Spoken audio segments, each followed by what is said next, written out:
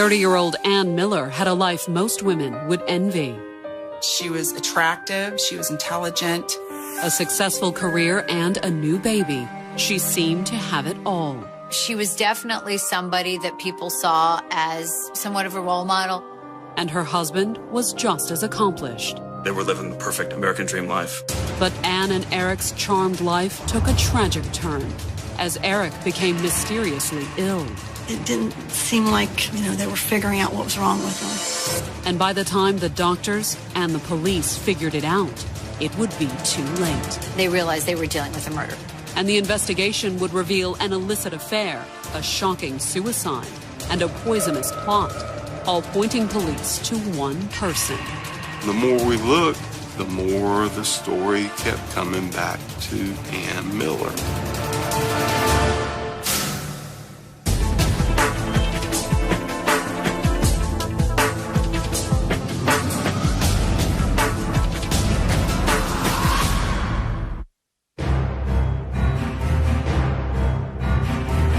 Raleigh, North Carolina, December 2nd, 2000. 30-year-old Eric Miller was used to battling mysterious ailments.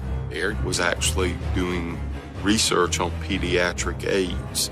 But in this particular instance, Eric's battle was a lot more personal. He wasn't doing research. He was in a hospital bed fighting for his life. Even though he was sitting there, deathly ill, he was downplaying it, saying that he'd be fine. Eric's doctors weren't so sure, however. It was very mystifying to all the medical people that were working, trying to help him, trying to save him. It's just a mystery as to why this kid's so sick. Symptoms that you would see either in the flu or some sort of food poisoning.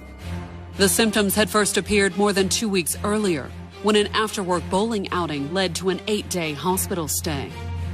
He was throwing up in a bag in the bowling alley because he was trying to continue the game. His wife, Ann, said he remained violently ill, nauseous, throwing up continuously for 3 or 4 more hours until finally, early the next morning, on the morning of the 16th, she takes him to Rex Hospital. He improved, went home, and then later had a relapse and went back in the hospital. And now, all Ann could do was watch, helpless as Eric's condition continued to deteriorate. Nobody's got a clue as to what's going on. But they all knew what was coming. They're not expecting him to recover. They're expecting him to die.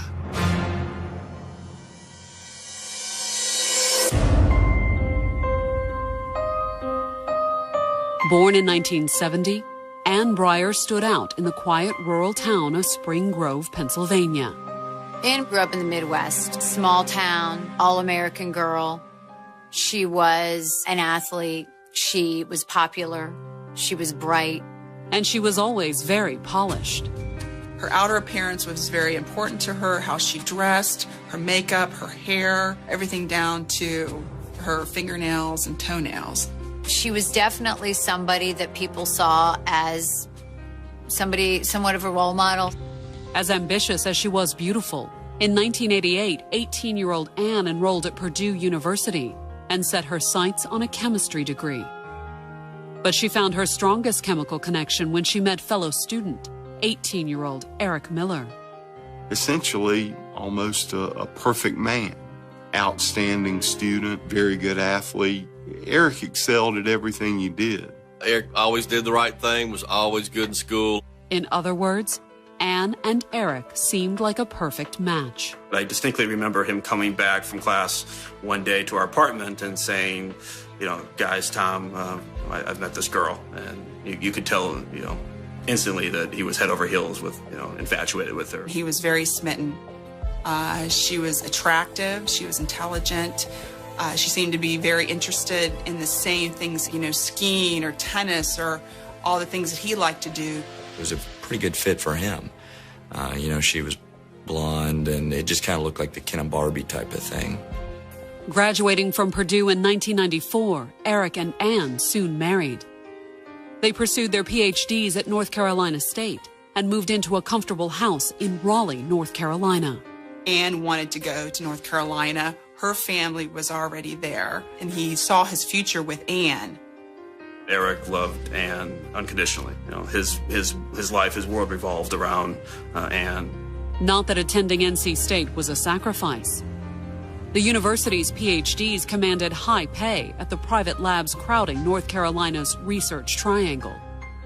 They were both pretty well satisfied with the educational opportunities and graduate school opportunities offered at NC State University.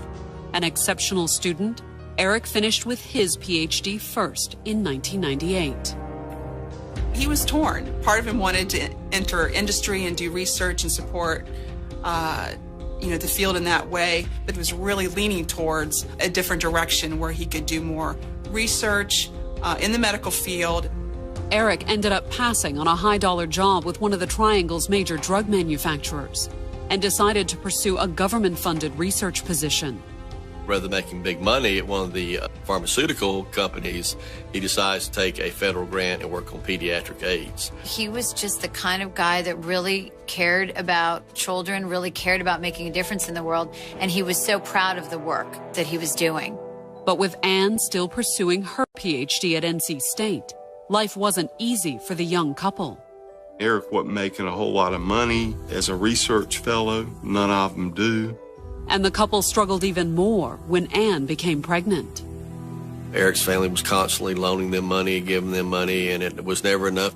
So after the birth of their daughter in 2000, Anne, now 30, dropped out of her PhD program and used her master's degree in biochemistry to get a job with one of the area's top pharmaceutical companies. She took a job there as a research scientist doing work in the laboratory at Glaxo Wellcome. It was exactly the type of high-paying job Eric had turned down. She went to work to have, some of the nicer material things in life. I mean, a nicer house, nicer cars. They used Anne's salary to buy a bigger home. It was a nice 2-story, brand new house. They were living the perfect American dream life. There was a downside, though. Anne's busy work schedule meant she spent less time with her daughter. Eric did everything. Eric cared for his daughter, feeding and the diapers. Anne's new job brought other changes, too. She had some, cosmetic surgery on her chest, and she also had lots of other kind of beauty treatments. Eric appreciated Anne's new look, but on all those nights that Anne worked late and left him alone with the baby, he began to wonder, was he the only one? Maybe there was some issue of Anne working around an environment that was primarily men, and maybe, it was getting a little bit uncomfortable for him for his wife to be working around men all the time. Was it possible that Anne was having an affair? Or was Eric overreacting? After all, few of Anne's fellow researchers had her husband's good looks. And most, like coworker Daryl Willard, were married. Daryl was very much of, I guess for lack of a better word, a geek that was very good in chemistry, but maybe not other things. Anne had even seen Daryl outside of work, but it appeared to be entirely innocent. Several of the people that worked at Glaxo had started going on bowling outings. Anne had gone a couple of times. Eric had even gone with her on a few of the outings. But his trip to the bowling alley on the night of November 15th, 2000 would be his last, cut short by the mysterious and eventually fatal symptoms. To ease Eric's concerns about her male coworkers, Anne insisted Eric attend a guys' night out at a local bowling alley with Daryl Willard and a few colleagues. Anne's justification, well, if you go out and start getting involved in various activities with these guys I work with, then you'll feel more comfortable. Eric tried to be enthusiastic, even when it became obvious they'd picked the wrong night for bowling. Everybody knows if you're going in to bowl with 2 or 3, 4 friends, you don't do it on league night because all the lanes are going to be taken. The group ended up having to wait for a lane. Everybody goes over to the snack bar. They order hot dogs and whatnot. The men decide to get some beer. Daryl Willard then goes and purchases that beer. Eric tastes his beer and says, this beer tastes kind of funky. The other coworker, who had already sip some of his beer, said, "Hey, that's just bowling alley beer." And at some point, the cup of beer that Eric's drinking from gets tipped over. But midway through the game, Eric was suddenly struck down by a bizarre and painful stomach ailment. He's having to bowl with one hand and puke into a trash can with the other. He went home, and his wife eventually drove him to the emergency room. Admitted into Raleigh's Rex Hospital, the doctors initially assumed it was something Eric had eaten. The physical effects of whatever was going on with him at the time were like intestinal. Was it simply food poisoning, or was it something else? The initial suspicions were that perhaps he'd been exposed to some strain of virus or bacteria at work. He works in an environment that's very rich in, exotic viruses.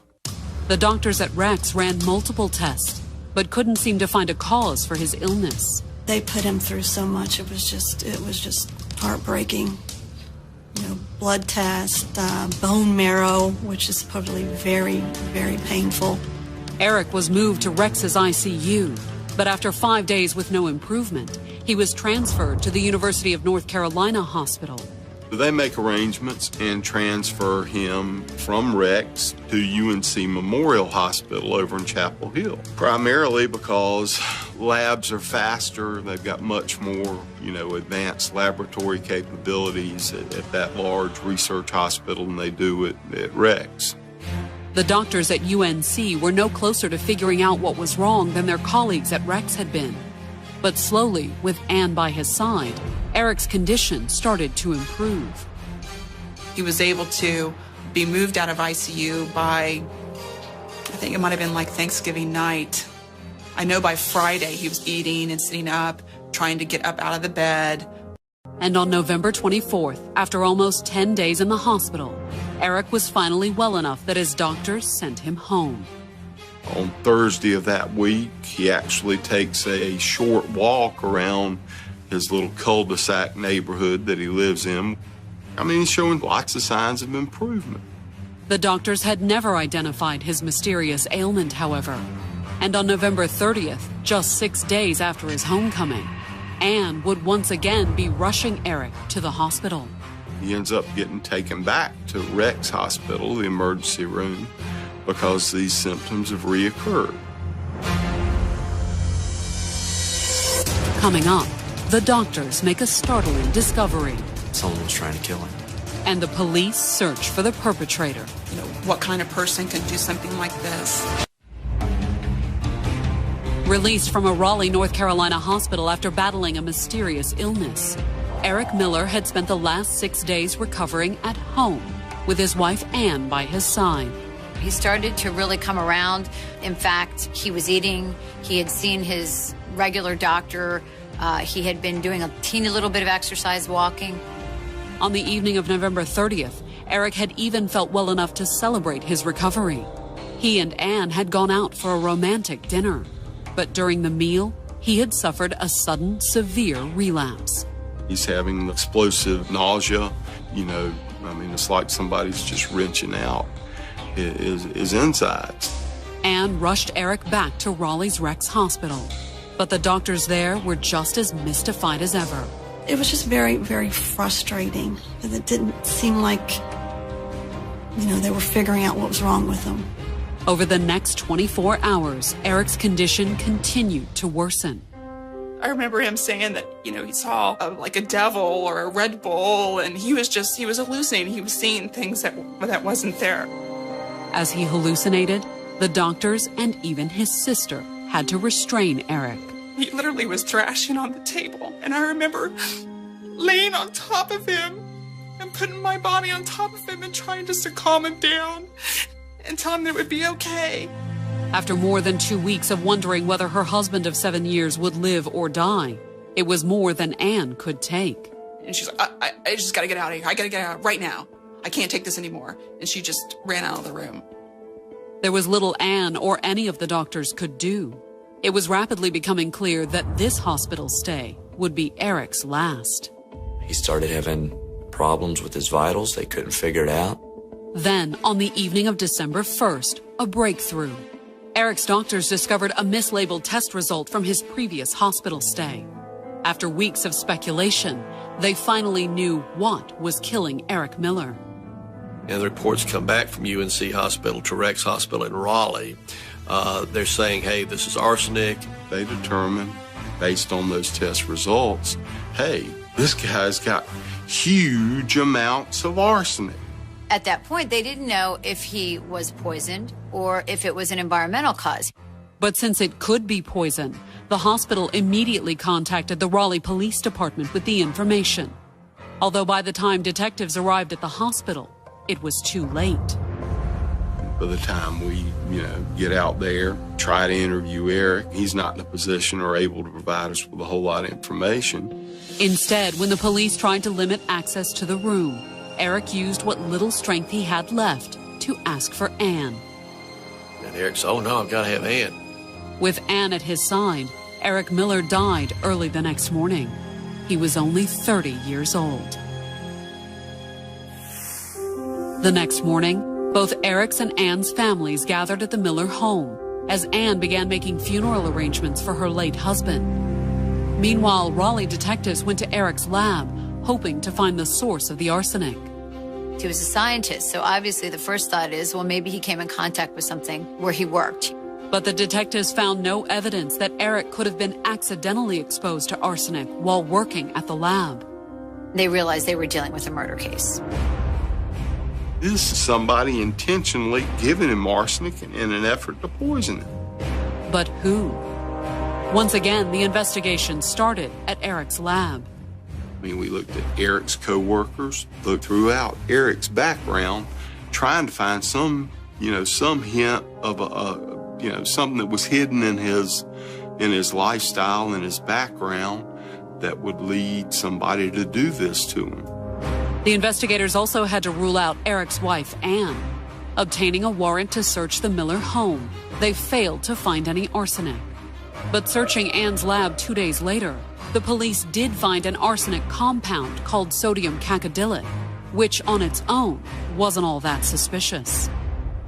In a research laboratory, I think that was available. That certainly would have been an issue, that it's something that maybe ordinary folks didn't have access to, but she was in a position to have. However, evidence of arsenic wasn't all the search turned up.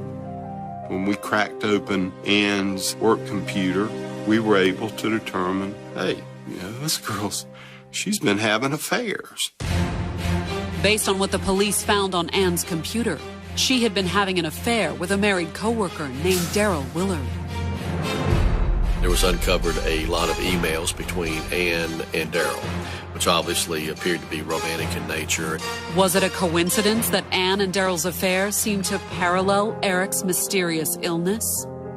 They first started getting together in October of 2000. The lovers had even spent a weekend together in early November. We discovered records indicating that Ann and Daryl had flown on the same airplane, seats side by side, to Chicago. And it wasn't a business trip. They took off on a Friday afternoon, checked into the Ritz-Carlton later in the day on Friday, registered as Mr. and Mrs. Daryl Willard, spent the weekend there ordering an awful lot of room service, and then flew back into Raleigh on Sunday. 4 days later, Eric fell ill for the first time. But did the affair with Daryl Willard prove Ann had killed her husband? After all, she wasn't with Eric at the bowling alley when the first poisoning symptoms appeared. Eric Miller is bowling with Ann's colleagues, with Ann's friends, and one of them is Daryl Willard. Questioning Ann and Daryl's coworkers over the next few days, the police discovered that Eric had been out with his wife's coworkers before. But his last trip to the bowling alley had been different, largely because it had been Daryl's idea. Everybody said this was very unusual that Daryl had put all this together. I mean, he had gone along on several that had been set up by other people that he worked with, but he had never set one up. It just wasn't Daryl wasn't the kind of guy to do this. Even more unusual, Daryl had bought everyone a round of beer while they waited for Elaine to open up. Daryl goes over to the bar and orders a pitcher of beer. He comes back with 3 cups of beer and a pitcher. Beer's already poured in the cups. Daryl serves the beer. Daryl Willard hands the beer to each person, including Eric Miller. And as several coworkers recalled, there had been something wrong with Eric's beer. Eric tastes his beer and says, this beer tastes kind of funky. At the time, Ann's coworkers hadn't thought much of it. The other coworker, who had already, sipped some of his beer, said, hey, that's just bowling alley beer. I mean, it's not the best stuff in the world. It's okay, though. But now investigators couldn't help but wonder, had Daryl Willard served Eric more than just bowling alley beer? Shortly after drinking that beer, Eric Miller became violently ill. In fact, they said he was throwing up in a bag in the bowling alley because he was trying to continue the game. For police, the timing pointed to just one possibility. Daryl obviously poisoned Eric at the bowling alley. Coming up, Raleigh police questioned Daryl Willard. Daryl comes to the doors fully expecting to go to jail. And the case takes a shocking turn. All of a sudden, this person in connection with the murder investigation was dead. Raleigh, North Carolina, December 5th, 2000. Ann Miller's husband, Eric, had been dead for 3 days, poisoned by arsenic. And while the Raleigh police initially suspected Ann may have been behind her husband's murder, Eric Miller's family was adamant that she was innocent. Right after Eric's death, Eric's family is very protective of Ann, very angry at the police department for even looking at Ann, even talking to Ann. No, it couldn't have been Ann. Eric loved her. Eric wouldn't have picked somebody like that. And if there were any lingering doubts about Ann's love for Eric, her behavior at the service seemed to put those to rest. Ann was incredibly emotional and upset, and the crying was more like wailing, and it was just overwhelming. I walked away feeling guilty for thinking that she was somehow involved. Following the service, Ann was inconsolable, sobbing one word over and over: why? The critical question in any homicide investigation is always why. Why is this person been murdered? And from why, you get who. But even as Ann sobbed, Raleigh police thought they knew the answer. On December 4th, the day before the service, the investigators had uncovered emails and other evidence suggesting that Ann had been having an affair with a coworker named Daryl Willard. They were colleagues, they worked side by side, and eventually, sometime investigators believe in the fall of 2000, she developed what appeared to be a romantic relationship with him. It was only a few weeks later that Eric had first fallen ill, after he had gone out for beers with several of Ann's male coworkers, including Willard. Based on the clinical symptoms that Eric presented over the next few hours and into the next day, that was probably when the arsenic was delivered to him in that cup of beer. On Sunday morning, January 21st, nearly 2 months after Eric's death, Raleigh police knocked on Daryl Willard's front door. He appeared to be expecting them. Daryl comes to the doors, and Daryl has the distinct look on his face of someone who is fully expecting to go to jail. That the next thing was going to happen was I was going to reach out with a pair of handcuffs and handcuff him. While officers searched through the house, Detective Chris Morgan took Daryl aside for questioning. Myself and one of my detectives went out in the car with Daryl. He had a seat in the back. Questioned by the detectives, Daryl insisted he had nothing to do with Eric Miller's death. But Detective Morgan suspected he was hiding something. I said, Daryl, I'll be honest with you. From the phone records, from the emails, from everything that I know about this case, I think you've been used by a woman. Daryl Willard looked up at me and said, yeah, and she did a good job of it. But just as he appeared to be on the verge of a confession, Daryl ended the interview. The next thing out of his mouth was, I can't talk to you anymore. I got to call my lawyer. The search of the house failed to produce any traces of arsenic. With insufficient evidence to make an arrest, the detectives told Daryl he was free to go. At 5:30 the following afternoon, Daryl Willard's wife Yvette pulled her car into the driveway of the couple's home. When she walked into the garage, she made a horrifying discovery. The very next day, after the search had taken place and the search warrants had become public in the local newspaper, Daryl Willard committed suicide. Daryl shot himself. It was a pretty clear-cut case of suicide. There wasn't any suspicion that there had been anyone else involved. In a note left tacked to the wall, Daryl Willard had written an apology to his family. He also explained that he had been wrongly accused of Eric Miller's death. With their prime suspect dead, the investigation had hit a huge roadblock, and the authorities began to worry whether they would ever get the evidence to bring Eric's killer to justice. I had a conversation with a newspaper reporter, very good friend of mine, and he told me, it's too far gone. You know, your natural witness killed himself. We didn't have sufficient evidence to proceed on a charge, and so we were scrambling, trying to find any way that we could possibly get sufficient evidence of what happened. Hoping to get the case back on track, the cops went to question Daryl's widow Yvette the next day. She said, Daryl confessed he had an affair with Ann to me. He told me that he didn't have anything to do with Eric's death, and he told me that he had been to see the lawyer, Rick Gammon.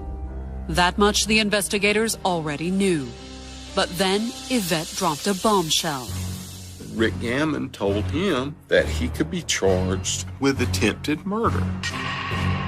That led us to believe that he had shared information with Rick Gammon that might have in some way inculpated him or Ms. Miller.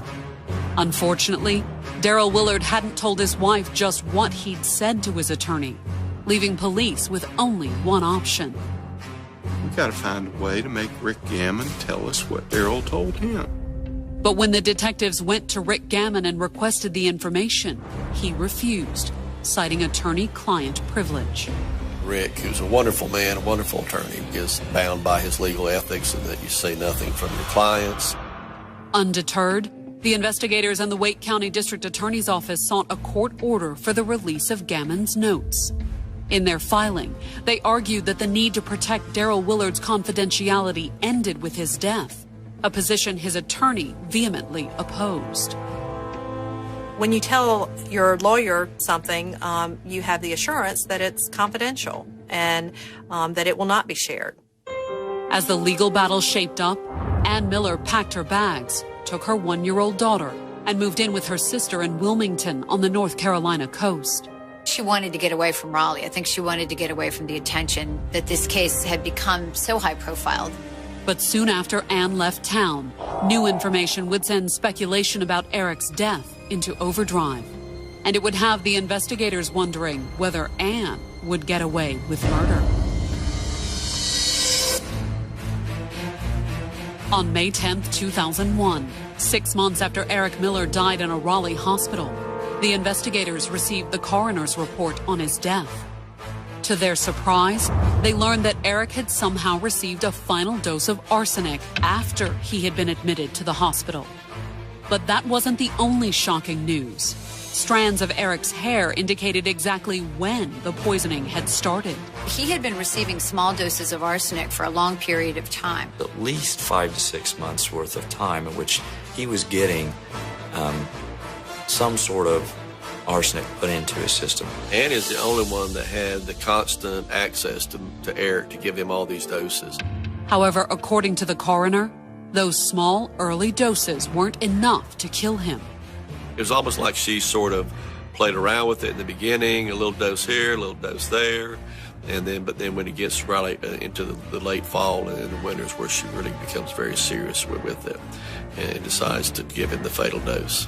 The investigators believe the first attempt on Eric's life had come on November 15, 2000. That was the night Eric had gone out for beers with Ann's lover, Daryl Willard. We think Ann had talked Daryl into poisoning Eric. And I think, based on the fact that he ended up killing himself, I think he realized that he was in over his head and he had been manipulated beyond things that he would normally do. But because his beer had spilled at the bowling alley, Eric had survived the first poisoning attempt. Apparently, Eric didn't get the level of dose that would have killed him. Then, a few weeks later, he fell fatally ill after he and Ann celebrated his release from the hospital. They went out to dinner. The only person alone with Eric at the time was Ann. Coming up, prosecutors keep fighting for information from Daryl's attorney. They wanted to make sure they had every nail in the coffin. But would it be enough to prosecute Ann? At no point until we had that information did we feel like we could go forward.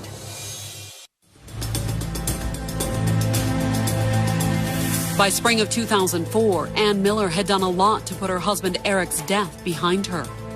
Not only had she left Raleigh with her 1-year-old daughter and moved to Wilmington, she was no longer Ann Miller. In November of 2003, almost 3 years after Eric's death, she'd married a man named Paul Kontz. He was in a Christian rock band, and she kind of settled into a very domestic life. But whether she called herself Ann Miller or Ann Kontz, Raleigh Police and the Wake County District Attorney's Office still considered her the prime suspect in Eric's poisoning. The more we looked, the more the story kept coming back to Ann Miller. You know, each time he got sick, she was the person who was there that would have pointed to her being the person to give him the arsenic. Investigators had shared their suspicions with Eric Miller's family. However, there was one small problem. We didn't have sufficient evidence to proceed on the charge. It was all very circumstantial, and they wanted to make sure they had every nail in the coffin before that they drug her in or charged her. Specifically, the prosecutors wanted evidence that put the poison in Ann's hands. And the DA's office believed someone just might have that evidence. Rick Gammon, the attorney for Ann's deceased lover, Daryl Willard.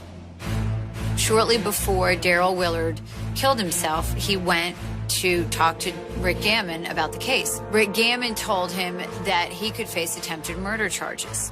Daryl had shared that bit of information with his wife, who shared it with the police. But she didn't know what Daryl had told the attorney about Eric's death. I mean, let's assume that Daryl Willard tells his lawyer the truth.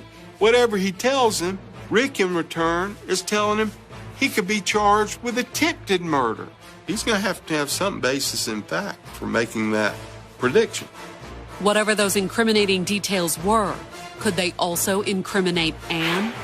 With Daryl dead, only Gammon knew for sure, and the attorney wasn't talking. Because of attorney-client privilege, there was no way you could get at that information unless a judge ordered him to give that information up. So the Wake County DA's office had filed a motion requesting that Gammon release his records. There was a long, protracted battle to keep this information private. And the legal debate over attorney-client privilege all hinged on one complicated question.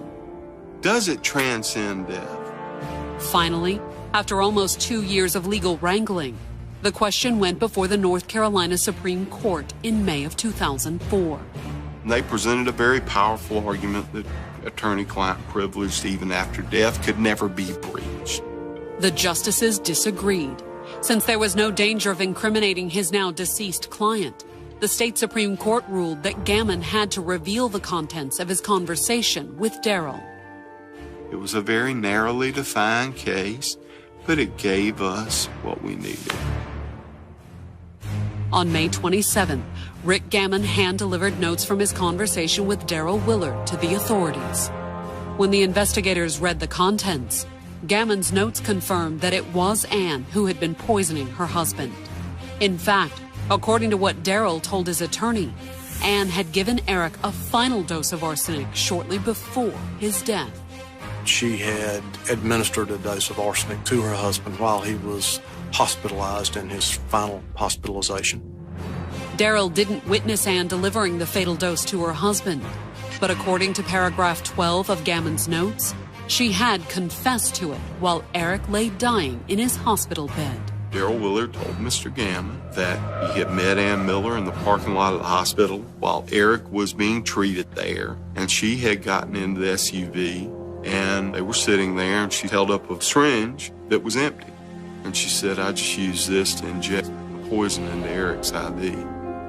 That conversation was a smoking pistol. Finally, after years of waiting, the prosecutors felt they had enough for a murder indictment. At no point until we had that information did we feel like we could go forward in terms of presenting this case to a grand jury to start the proceedings. On September 27th, nearly 4 years after Eric first fell ill, the Wake County grand jury indicted Ann Miller Kantz for murder. Rick Gammon really was the key to blowing this whole case wide open. That same day, Ann returned to Raleigh and turned herself in at police headquarters. Somebody asked, "Aren't you happy?" I said, 2 men are laying dead in the ground. What in the hell is there to be happy about? You're not happy, but at least there's some feeling that we might have some justice. Eric's family no longer defended Ann, but they didn't know exactly what Gammon's notes had revealed about Eric's death. And when she appeared in court for her bond hearing on December 10th, it was apparent that Ann didn't know either. She full well thought that she would be getting out on bail. It was evident by the look on her face. She was all done up. Her hair was done and curled. She walked into the courtroom like she was, a movie star, waving at the family, smiling, "Hi, I love you," to her family. She was all smiles that day because she thought this was it. But Ann's smile vanished when Rick Gammon was called into the courtroom along with his notes. When Rick Gammon literally brought paragraph 12 to the courthouse, he was met in the elevator by media just staring at the envelope, like we could actually maybe hopefully glean what was in that envelope by just looking through it. They wouldn't have long to wait. That afternoon, the prosecutors read the explosive contents of paragraph 12 in open court. She had used a syringe and put poison in Eric's IV while he was still at Rex Hospital. That was the first time we had heard that, so it was news to us too. And it was unbelievable because it was so decisive. At the end of the hearing, the judge set Ann's bond at $3 million. She would be staying put, so we of course were ecstatic. Ann, on the other hand, appeared far less thrilled at the prospect of sitting in jail. Finally, you at least saw on her face a little bit of seriousness or somberness, but it was because she didn't get what she wanted. With Ann behind bars, police and the district attorney's office began building their case for trial. They knew they had an uphill fight. Winning over the judge at Ann's bond hearing was one thing, but could they convince a jury to convict a 34-year-old mother of murder? There was no criminal history. She was an educated person. She may have been sympathetic to some folks. And Ann was sure to play on that sympathy. If the investigation had proved anything, it was that she was a master manipulator. She was a chameleon. She could appear seductive one minute, and she would look like a Puritan the next minute. There was a real fear that you put her in front of a jury and people are going to feel sorry for her. It scared me. It really scared me. Going into a room with 12 good citizens of Wake County who are still human, it scared the hell out of me. When Ann walked into a North Carolina courtroom on November 7, 2005, she faced the possibility of life in prison. In fact, Ann had already spent most of the past year behind bars, unable to make bail. She was given a $3 million bond, which was obviously too high for most people to make. She was then transferred to women's prison because there was a feeling that she was going to be in prison for quite a long time waiting for trial. But could the prosecutors keep her in prison permanently? In terms of the scientific evidence and being able to pinpoint exactly when doses were given, there are going to be some difficulties in terms of proof in this case. The prosecutors would never have to make their case. Ann had come to court that morning to plead guilty to second-degree murder and conspiracy to commit murder in exchange for a minimum of 25 years in prison. I felt like given everything that we had and what we knew in terms of difficulties in trying this case, that it was an appropriate resolution of the case. Eric's family had agreed to the plea deal, although the hearing held little in the way of closure for them. This was the first time that our family got to read our victim statements, and it got to address her in some direct fashion. And it wasn't as satisfying as you might think. My one daughter asked, "Gosh, Ann, why? Why? Why didn't you divorce him? Why take his life?" But Anne never answered her former in-laws' questions. This was not a woman that killed for money. There was a very small life insurance policy. So that kind of is always going to be the mystery about this case. And Anne's formal statement offered little in the way of an explanation or apology. They were empty words. There was no regret. There still is no regret. The only thing she regrets is that she got caught. But after 5 years of investigation, the police were pleased to see Eric's killer brought to justice. To admit that she killed her husband was something that investigators had waited a long time to hear. And for those investigators, this case is a reminder that when it comes to murder, appearances can be deceiving. Evil doesn't always appear with horns and a tail. Sometimes it can be a demure, well-educated, well-spoken suburbanite housewife who appears on the outside to be all sunshine and roses and dark-hearted as they come on the inside.